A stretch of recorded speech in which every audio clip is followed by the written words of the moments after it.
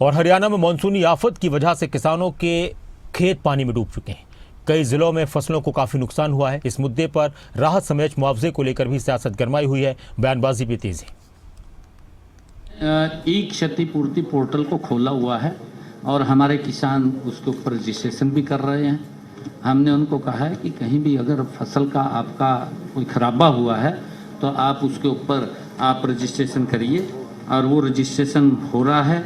और इसके माध्यम से मैं आपको बताना चाहता हूं कि हमने हरियाणा प्रदेश के अंदर 2897 गाँव में ई क्षतिपूर्ति पोर्टल को खोला हुआ है और 1,69,738 किसानों ने 9,96,701 एकड़ क्षेत्र का पंजीकरण भी करवा दिया है इसके अंदर, क्योंकि इसका अभी तो पोर्टल खुला है।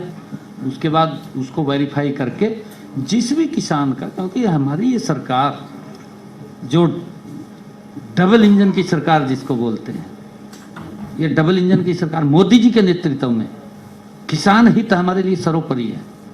और हमने पीछे भी किसान की अगर फसल का खराबा हुआ है उसका मुआवजा पहुंचाने का काम किया है। सुपरमान क्या जरूरत है, समय पहले कदम उठाए सरकार तो बचाव हो सकता है। ये बात ठीक है, बारिश ज़्यादा हुई है, लेकिन समय पे अगर सरकार सतर्क रहती तो इतना नुकसान नहीं होता। किसानों की डिमांड है 100% दी जाए और कम से कम 60 से 70 हज़ार रुपये का मुआवजा दिया जाए, क्योंकि बहुत सारी तो ऐसी है जमीन जहाँ अगली फसल भी नहीं बोई जाएगी। हमारा प्रदेश आधे से ज्यादा बाढ़ की चपेट में है। सरकार का कोई व्यक्ति किसी गांव में किसी नदी पे अब तक नहीं गया, केवल फोटो खिंचाने जाते हैं और फिर वापस आ जाते हैं। मेरी अपनी कॉन्स्टिट्यूंसी में अनेक गांवों में पानी है।